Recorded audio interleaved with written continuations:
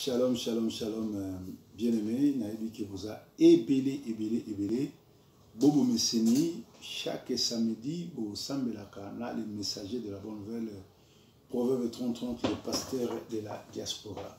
Alors, le lot, tu y es sous Nabanda Konabino, tu y es liboso yaba etando ike, ku partager les sous yoba nzambe, ku memabino sous na dimension moko ya ku poussa na pebe na nzambe pour expliquer bien fondé il y a parole de Dieu. Vous allez bon, on dirait qu'il y a Sentinelle TV, YouTube, il y a les messagers Proverbe 30, le pasteur de la diaspora. Misusu pe bazolandanga na Facebook nanga, il y a pasteur Didier, pasteur de la diaspora, pasteur Didier Songo. Boza ebele, o akoti, nzambe nanga apambola bino, bo mekako partager la vidéo parce que nous peut balanda parce que tu vois que ça 35 à 40 à 35 minutes il y a kitoko il y a liboso na nzambe na ebete nzamba malamu nzamba zo continuer ko sa biso bolamu nzamba zo continuer ko batela ba oyaye pe tuza très reconnaissant na nzambe na ndenge ba épidémie pandémique o eleki to bungisi batu ebele to bungisi ba parents to bungisi ba connaissance ba ninga tokola na bango ba voisins mais yo na ngai nzambe ayoki biso mawa atiki biso susu tozala envie yango bien aimé na après-midi à lelo na shabbat à lelo to émission so lelo na zoya ko partager thème moko oyo ezali encouragement te oyo ezali lycéité mais oyo ezali expérience personnelle. L'expérience prêche mieux que les autres thèmes.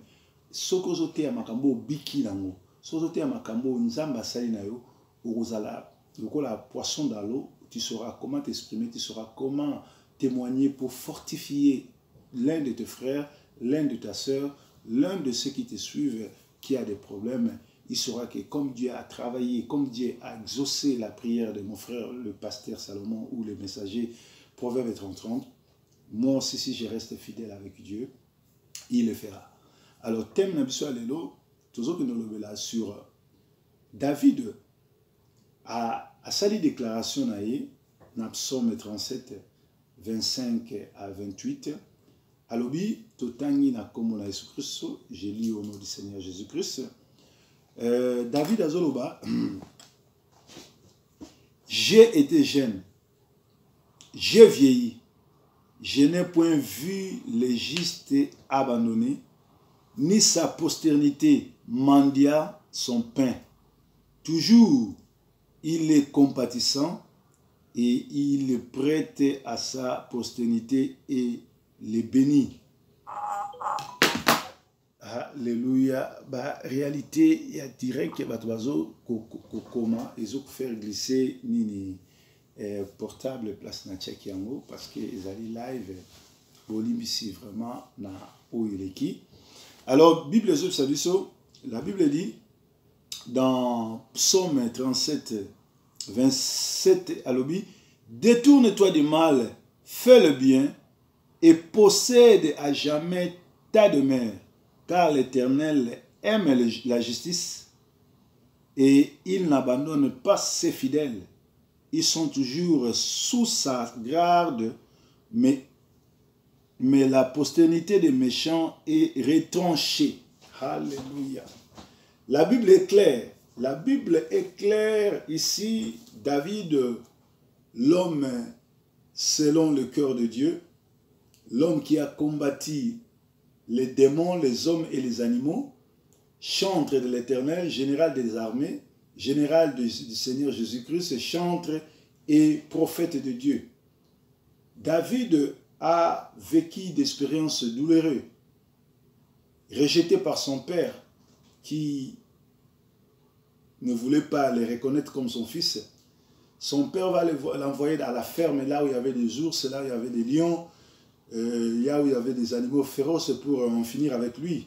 Son père voulait la mort de David, mais il ne voulait pas lui-même le tuer. Et voilà pourquoi il l'a envoyé comme berger dans la ferme pour que les lions, les ours puissent en finir avec David. C'était un bon débarras pour lui, Alors, c'est là où il va aller rencontrer la puissance de l'Éternel, la grâce de l'Éternel, et Dieu va le faire quitter de la forêt au royaume. Il deviendra le roi d'Israël. Alors, David, par rapport à l'expérience qu'il a vécue, il nous laisse un testament. Il dit, j'ai été jeune, j'ai vieilli, et je n'ai point vu le juste abandonné, ni sa postérité mendiant son pain. Toujours, il est compatissant, il est prête, et sa postérité est bénie. Je prends le premier volet là-bas. David termine sa vie, ça c'est vers la fin. Vous savez, à l'époque, les gens vivaient plus de 90 ans. Il y en a même qui ont vécu plus de 300 ans.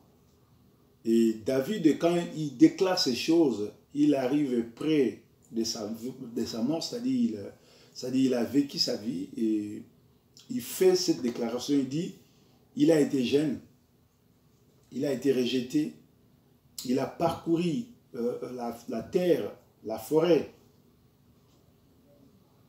il a combattu les animaux, les hommes et les démons, il n'a jamais vu un juste être abandonné.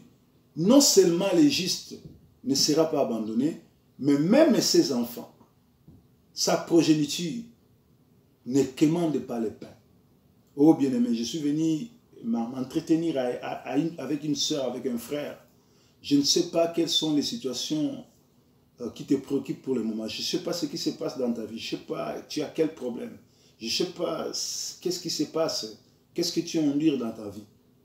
Mais je suis venu te dire que l'Éternel n'abandonne pas le juste.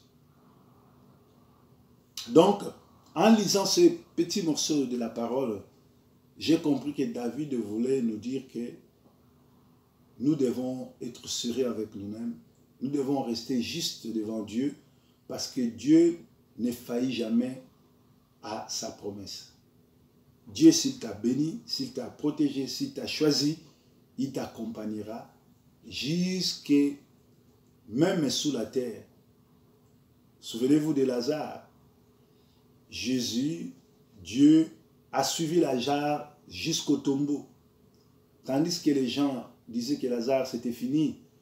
Lazare, sa propre sœur dit à Seigneur que Seigneur, il est en train de piller maintenant. Il ne pourra plus ressusciter. Je sais qu'il ressuscitera au dernier jour, mais pour le moment, c'est fini pour lui.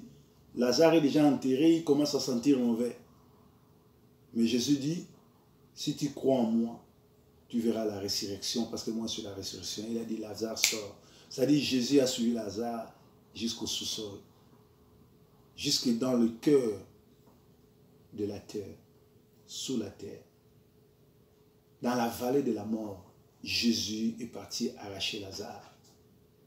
Bien-aimé, notre problème ici, c'est que les gens, ils viennent à l'église, ils prétendent servir le Seigneur, ils prétendent connaître Dieu, mais ils ne sont pas sûrs avec eux-mêmes. Ils ne sont pas justes. Bien-aimé, même dans les 5 béatitudes, si nous partons dans Matthieu, lisons Matthieu 5, 7, nous allons voir que dans Matthieu 5, 7, les 5 béatitudes, le Seigneur dit ceci, Matthieu 5, 7, le Seigneur réitère encore ça, il dit, Matthieu 5, 7, il dit, heureux ceux qui ont faim et soif de la justice, car ils seront rassasiés. Tu ne peux pas prétendre servir l'Éternel, tu ne peux pas prétendre être chrétien et ne pas avoir soif de la justice. Ne pas rendre la justice, ne pas être juste.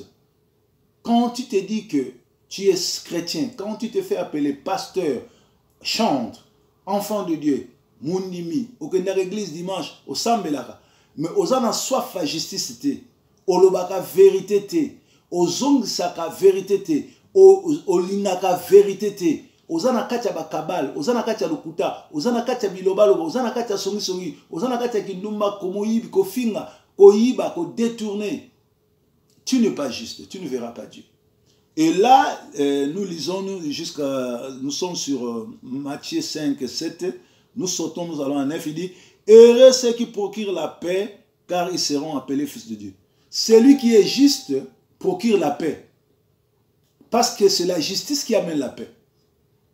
Si tu commences à redresser les mauvais, tu grondes le mauvais, tu lui dis ce que tu fais là, c'est pas bien, arrête, tu es un chrétien. Si tu continues à faire cela, tu auras les problèmes avec Dieu. Le mauvais aura peur. Il n'agira pas. Mais qu'est-ce que nous reprochons? Nous reprochons aux hypocrites. Ils savent que tu te comportes mal. Ils savent que tu es mauvais, mais quand ils te voient, ils te dorlotent. Au lieu de te dire d'arrêter. Or, ici la Bible dit, heureux ceux qui procurent la paix, car ils seront appelés fils de Dieu. C'est-à-dire, celui qui aime la justice se procure la paix. Et quand tu procures la paix, tu seras appelé fils de Dieu. Fils de Très-Haut, tu hériteras le royaume des cieux. Nous avons été sauvés pour être sauvés. Nous avons été sauvés pour sauver les autres. Nous avons été sauvés, nous avons été appelés pour hériter le royaume des cieux. Le Seigneur ne nous a pas appelés pour amasser ou entasser les biens matériels, rouler carrosse, habiter dans des villas, vivre comme des princes, comme des rois de ce monde. C'est pas mauvais d'être béni, c'est pas mauvais d'avoir le luxe, tout et tout. Mais notre premier souci, c'est hériter le royaume des cieux. Or, aujourd'hui, beaucoup vont à l'église, mais ils n'iront pas au ciel parce qu'ils ne sont pas justes. Alléluia. Nzambe atikaka moyenge benité. Problème na yo ezali, zala moyenge. Sois juste avec Dieu. Dieu ne te délaissera pas. David dit, il a vécu. Il était jeune. Il a grandi. Il est devenu père. Il est devenu grand-père. Il a vieilli. Il n'a jamais vu un juste être abandonné. Bien-aimé, nous avons un témoignage. Il y a un témoignage qui est 80 ans. Na pesa no parcours ya vie nanga na pesa no mamuni nzamba sali nanga nzamba sali nanga makambo ebele ya minene oyo so na bandi ko témoigner na bino lelo bo fongola minoko nazali sainte mais nazara juste na kati nanga j'aime la justice et j'aime être juste. Bateau va vivre nanga, bateau va coopérer nanga. J'ai des erreurs étant humain, mais les gens savent que je suis juste. Je sais demander pardon, je sais m'excuser, je sais gronder, je sais me rabaisser, je sais m'humilier aussi. Je sais comment devenir humble. Je sais comment je peux arriver dans un endroit où je suis peut-être le mieux élevé de tous ces gens-là, mais quand j'arrive, je me tais, je me fais petit. Je n'ouvre même pas la bouche. C'est ça la grandeur d'un homme. Alléluia. Que Dieu bénisse tous ceux qui nous suivent et que Dieu bénisse tous ceux qui sont là, tous ceux qui nous suivent sur place là en direct. Partagez l'émission parce que Dieu veut parler à quelqu'un. Alléluia. David dit, naaki mwana moke, nakoli nakomi mobange, nanu namone esika nzambe a sundola moyenge benite. Ni bana na ye. Soko salela nzambe a solo, okozanga lipate, okozanga lokote, nzambe kwa abandonote, bana na yo pe ba kwa abandonote. Alléluia. Bien, le problème dans ces années, bato belé bazo sambela, bato belé bazo luka nzambe, mi ba juste te. Kozala juste la sini. Koyeba mabe na malam. Na croix, Jésus, quand il était crucifié, 5 minutes avant Koufa, il y avait un voleur, un brigand qui était à côté de Jésus, mais qui a reconnu que lui, il méritait d'être châtié parce qu'il était mauvais. Mais Jésus ne le méritait pas. Cet homme-là était juste. Il a réprimandé son frère qui taquinait Jésus. Il lui a dit, toi et moi, nous méritons ces châtiments. Mais cet homme, il est juste. Et il va tourner vers cet homme-là, vers Jésus, dit, souviens-toi, quand il sera dans ton royaume. Jésus dit, mais quoi? Cet homme-là connaît le royaume. Donc cet homme est arrivé ici parce qu'il était mal entouré. Et je vais sauver cet homme. Il a dit, jeune homme, cette nuit même, toi et moi, tu seras. Toi et moi, nous allons fêter au paradis. Donc, zala juste na vie na yo nzambe, ndekonanga. Juste, yeba ko reconnaître ma bé, yeba ko senga pardon, yeba ko pardonner, yeba ko mikitisa, yeba ko reconnaître ma bé. David a dit soko zali juste, nzamba oti côté. Nzamba tika ba juste te. Toujours continuer na se. Wana yaki premier volet. Tozali toujours na psaume 37, 25 à 28. Alobi, na 26 alobi, toujours il est compatissant et il prête et sa postérité est bénie. C'est-à-dire, si tu es juste envers Dieu, Dieu sera compatissant avec toi. Il te bénira, toi et ta progéniture. Alléluia. Ah, on a dit que nous sommes masumu, au botelo wa mutu, pour le bagno, pasteur à l'obagi, soza juste, nzamba a compatir na yo, atoko yiba, to salinini, nzamba olimbisa yo. Na abi bongo te bande. Na bi nzambe soza juste, a rotangelo wa bungate. A ko compatir na yo, pe a ko bénir yo. Parce que dans Psaume 110, dans Psaume 107, 41, lobby, il relève l'indigent et le délivre de sa misère. C'est Dieu lui-même qui relève l'indigent et le délivre de sa misère. Nzambe yemoko akendaka kolokota mutu na fulu atomboli akipete atanga classe akipete rang social na ye akipete a uta wapi akipete a boma batu combien a longola bazemi combien a iba combien a escroka combien ce qui pona bizaleli biso tokoko ba pasteur te biso toko sala nzambe te bato bavandi na biso bana ba témoignage na biso bato bavanda na Allemagne bazana ba témoignage qui n'alaki mauvais qui n'azako iba na ba banque bazana raison j'ai été même arrêté j'ai fait la prison refoulé. Même Balma, j'étais mauvais. Est-ce que Nzambe poa benganga atala makamwana? Non. Nzambe atala masumuna ngate, Nzambe atali suka nanga ndenge kozala. Abenginga, ateyinga, elelo nazo sabino na koyi kozongi na makamwana te na regreta yango même. Na ndimaka te kinga na koka kosabilo kandema. Yango ba ninga mingi tokola na bango ba kufi, Nzambe batelinga parce que j'étais juste. Même tant que tu as un baninga, naki juste un na respectera baninga. Naki jeune garçon très beau, je m'habillais très bien, j'avais l'argent. Basi bazaro linganga, mais natikala jamais ko profiter ko linga basi ya baninga. Soki moi ça moninga s'approcher nanga na kimi, na tiki. Naki chanter na Kinkeste mena ba papa wemba. Naki so na kitiki Kinshasa, mbongo mituka, basi bazola nanga, mais basi ya baninga. Nazaro zoate. Wanale nazaki pasteur. Donc je savais fuir le mal. Na bateau to sala na ba cop. Tant na osama ba voyage. So eza na bateau ba yate ba rosa la 3 4 na mela ba mbongo te ezali ba circonstances. Bateau mususu a immigration ete ba pays nete ba Brazzaville ba linga ba zairwa te ba rosa pe mbongo nona makamtu ba kangi na nkoka po mutu ayate. Mais kotika na mutu ayo mutu olinga osala makamano bimine te o escroquer mutu. Mais batona tout na senga ba pardon pe makambu. Ils en ont bien. Alléluia. Ça dit, dans la vie, il faut être juste. Ça va être juste, bah, plan surtout à Satan, yo sauter en haut. Nzambe a ko protéger yo na progéniture na yo. Parce que yende na psaume, car David mutazolo bango, na psaume 107 41, abi atele misaka mobola. Motoala la na foule.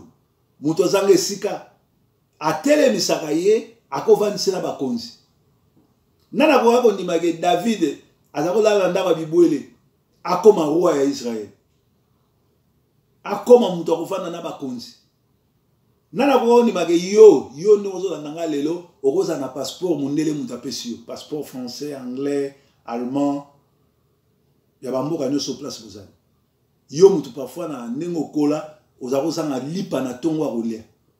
Mais tala mbola mwanzambe ne sali lelo yo ozali citoyen européen, ozali citoyen américain, ozali citoyen canadien. lelo yo peut-être oza na Kinshasa mais oza na ndako ya kitoko oza na musala ya kitoko ozo banga nzambe ozo tambola bien par rapport ya bana oyo batangaka classe na bana mobutu bana oyo ba parents na bango bazaki ko préparer bango ke lobi ba ozala bakonzi bana na bazako ya ba vacances na poto lelo oyo baza so na droit ko mata avion te lipa papa ba malamba na ngote mais yo na bana na bakoko no bokoma ko mata avion pamba pamba. C'est Dieu qui relève l'indigent et le délivre de sa misère. Nzambe mutako délivrer biso na misère na ye. Mais condition ezali zala juste. Parce qu'il dit Dieu aime ceux qui procurent la paix. Parce que ceux qui procurent la paix, c'est ces gens-là qui aiment la justice, qui soutiennent la justice. Il y a un pays sans la justice, le pays ne peut pas aller de l'avant. Le pays ne peut pas être béni. Alléluia. Bien aimé, Yom Tozolanda, partagez Matéa Oyo, Bozolanda, les messagers de la bonne nouvelle, Proverbe 30, dans Matéa, dans samedi, avec le messager, Proverbe 30, Baninga Mingi, ya Poto, ya Kala, Baninga Nakomba, Didier Forma, Malata Kala, c'est la même personne, le messager, Proverbe 30. Naninga Akoma qui pasteur était parce que la plupart, bah, pasteur, bah, Mibi, bah, Escro, Bandumba, Batu, ya Soloka, Batu Escroquerie, bah, manipulateur, yango nzambe azako beta bango. Alléluia. Merci na bandeko nyonso surtout bozo kota bozo comment bino nyonso bozo landa nzambe na nga pambola bino bo partager yango ekozala malamu. Nzambe aza malamu, nzambe atikaka ba oya ete. David alobi na aki mwana moke na komi mobange na moni nanu moyenge beni ba abandonete. Bana na eba kelela lipate. Bename nzambe akoki kotika ba oya ete. Nzambe se souvenaka kaka na bolamu na biso. Bolamu nzambe eleki ebele, bolamu nzambe nalalaki te, yolalaki nalalaki yolalaki te, nyonso seko batela ngai, yalalaki te, nyonso seko tambwisa ngai. E bolamu na yo eleki ebele, bolamu nzambe eleki ebele, bolamu na yo ona nyonso salinga ona komplo ya bandoki obatelinga osali nyonso, ona komplo ya mitema mabe obatelinga osali nyonso ngalalalaki yo lalaki te, nyonso seko batelanga. Nzambe ya Israel otosambelaka alalaka te. Tango bato bazo lala, yo lali, ye azo batela yo, po bolamu na ye eleki ebele. Merci na yo mutolobi amen. Bien aimé ko talaka ba circonstances zo lekate.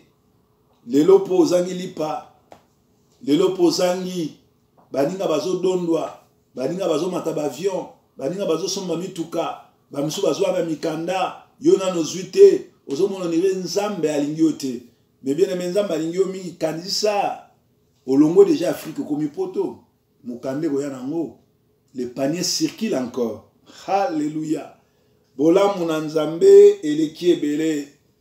Tozo continue Matéa na biso, tozali bongo na Psaume 37, tokomisiko na verset 27 et sika wapi nazo kotanga. Détourne-toi du mal, fais le bien et possède à jamais ta demeure. Donc pour posséder le royaume de cieux qui est ta demeure, tu dois te détourner du mal et faire du bien. C'est ça le problème. Tu as battu belé ba yebi nzambe. Tu as battu belé na munoko komo nzambe ba sambela ka mingi. Mais ba yebi ko se séparer du mal te. Et ça pas si po ba se séparer du mal. Et ça pas si po ba sala bolam. Et ça pas si po ba yeba ko travailler le ko la bana na nzambe. Ba yeba ko sala makamlo ko la bana na nzambe ba sala. Comment il y a le pasteur, aux amants en Nzambe, aux frères, aux sœurs, aux une église, au comme si bassin se tue aïe, au monde normal, au une église, au Sengimbongo, tu ressembles à salle, au Sengimbongo, tu reçois le pan, mbongo wana yoko sombe la voiture, mbongo wana yoko sombe la onda kunayo, aux la na yo na moi sinon na bana, mais aux tirer malédiction du colo et à famille na yo. Alléluia. Donc, Bible, la première des choses, c'est quoi? Sépare-toi du mal. La bonté de l'Éternel agit toujours. Mais qu'est-ce qui stoppe la main de Dieu pour agir? C'est le mal que nous faisons. C'est le mal dans notre comportement. Le mal dans notre vie quotidienne. Comment il y a moi dans Nzambe? Oya une église au bomama balabat. Oya une église au kabola rabat. Au sambelaka. Mais si vous avez un téléphone na yo, batali ba vidéo ni na kati. Batali be mission ni yolanda. Batali ma solo ni yo solo la. Na yo mweza soni. Alors oza mona Nzambe na ni. Tango ko yinde la yo, Nzamba ko se souvenir na yo te. Bola mo Nzambe eleki ebele. Bola mo Nzambe ezali toujours, ezako kima. Mbangu. Mais ego telema na porte ya ba oyo ba kumisaka Nzambe asolo. Ba oyo ba banga Nzambe. Ba oyo batambola kana ko lukelongi ya Nzambe. Lelo oyo évangile comment ya osala ba plein, ya osala combo. Même lelo tala na Facebook, ba pasteur tout ya Brazzaville, ya Kinshasa, ya Angola, ya Burkina Faso, ya wapi ba koti na internet. Bazo ya po ba te, mais bazo ya po ba yebana. Baba na ko rançonner batu bambongo. Nga na ebisa ba pasteur mingi so na voyager na Afrique na sabango. Bo senga ka mbongo e pa bandimité. Bo senga ka mbongo e pa mutu abenga mso na musala. Mutu abenga mso na musala comme on a Adonai, Elohim, le Dieu créateur, omniscient, omniprésent. Ya yebi ba posa na biso. Soko za na posa mbongo, senga e akopeso plus que o mon numéro pesa yo. Mais na comprenaka teti lelo pona nini? Les soi-disant pasteurs bazo continuer ko rançonner ka batuna ba kokota na ba YouTube na ba Facebook ko banopesa ba professeur lokuta ko benga ka bato ko senga ba mbongo to ole ba luka ba sauver bato. Bible elobi a totangi elobi sépare-toi du mal. Savoir faire la séparation du mal et du bien. C'est savoir se détourner du mal et faire du bien. C'est ça le christianisme. Le christianisme n'est autre que se détourner du mal et faire du bien. Même à ton ennemi. Alléluia. Il dit possède à jamais ta demeure. Ta demeure c'est quoi? C'est le paradis. Nous ne sommes pas venus sur la terre pour hériter les maisons, les buildings, tout. Nous sommes des pèlerins. Nous sommes sur ce chemin comme des vacanciers. Nous allons passer. Et ça va tout Michael Jackson avec toute sa gloire, richesse à quoi important on a tombé, il est parti et c'est resté. Est-ce que yo sala va plein le quoi Michael Jackson? Au sala succès le quoi Michael Jackson? Liwa Michael Jackson côté à côté que va bien autour de ça mon kilia soit qui m'a rotika atiki on peut accueillir histoire d'ici là. Alors bien aimé, cherche à gagner le royaume des cieux. Cherche à être enfant de Dieu, à plaire à Dieu. Moi, ce que les gens pensent de moi, je m'en moque. Ce que la communauté peut dire de moi, ça m'est égal. Mais moi, ce que j'aime, c'est ce que Dieu pense de moi. C'est ce que Dieu dit de moi. C'est ce que Dieu est en train de planifier pour moi. Et Dieu dit, j'ai créé des projets de bonheur et non de malheur. Alléluia. Nzambe atikaka moyenge belité. David alobi na aki mona moke na komi mobange na tikali komona jamais injuste être abandonné parce que le Seigneur oto sambelaka o Job abengi nzambe mutasuka ali nzambe alokotaka moto na fulu atomboli ye amemi ye avant na mikolo. Ngaso na tali ba coup de fil na zwaka. Bato basolola nanga bato balanda bémission nanga bandako partout na kendaka na Europe na Afrique na wapi na mona kande bato bayambanga na mituni nga binzambe est-ce que nazo mériter pe bato balanda nga bo nazo mériter pe mokili mombeye banga nzamba abi oui tu le mérites parce que tu es juste et je te jure tout na bato bayebinga na ragiste banda na koma pasteur Tilelo nazo qui n'a plus de 20 ans pastorat na tikala na ko sa aventure na Bible te oke nazo Bible pona benda mutula nde bana mai musu basalaka o nazo Bible pona zo mwasi nazo Bible pona nazo mo avantage mo na sala ngote ngaso ina na problème na websande wana binde ko na problème songolo soko sunganga na wa lo bate nzambe mutatininga na wa lo bate na posa non nazalaka juste peu véridique toujours continuer parce que toujours chiter les amateurs qui toko nzambe na ngapa mbola bino Shabbat ya lelo. Alors car l'Éternel aime la justice. L'Éternel aime la justice. Parce que la justice procure la paix. Ils sont toujours... Non. L'Éternel aime la justice. Et il n'abandonne pas ses fidèles. Dieu n'a jamais abandonné ses fidèles. Lazare était mort 4 jours après. Corne baniko pola.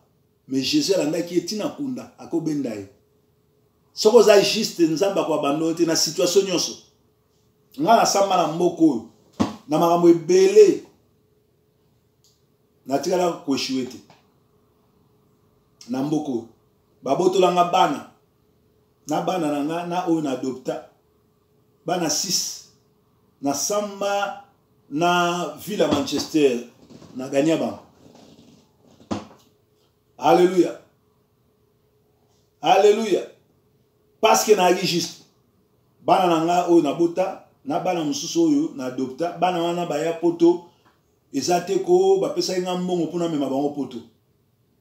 Donc nga na sauver bango na bango awa na sala ki commerce était comme ni nangeza ki juste ya ko sauver bato tango ba ko funda ngai ba botoli bana na samba na gagner procès nzamba justifier ngai parce que soki na échoué ki ba nga ba botola nga bana ba botoli mukanda ba botoli nyonso na ke boloko après lipapu tozongi na ba mais comme na sala ki musala kitoko ya ko batela ko sauver bana bana lelo bana vie soki bazali na Kinshasa peut-être mais ba oteka mai mais lelo oyo baza ba anglais ba kotanga awa vina bango za kobonga vina ibango ebongi likolo wa acte malamu nga na salaki nzamba talaka toujours ba acte ya bato bien aimé salaka toujours malamu nzamba obosa note peu importe la situation zo le kanango lelo peu importe makambo zo ela yo peu importe sango na yo ya mabe ya malamu ne bato bapanza nzamba kotikote nzamba za malamu bola mo nzambe le kiebele tozo chité verset suka yango 28 alobi car l'Éternel aime la justice et il n'abandonne pas ses fidèles. Ils sont toujours sous sa garde. Ba fidèle ya nzambe bazaka toujours sa garde, sous sa garde. Namona ka ba lupangu bano bakola na ba vie bien. Bakola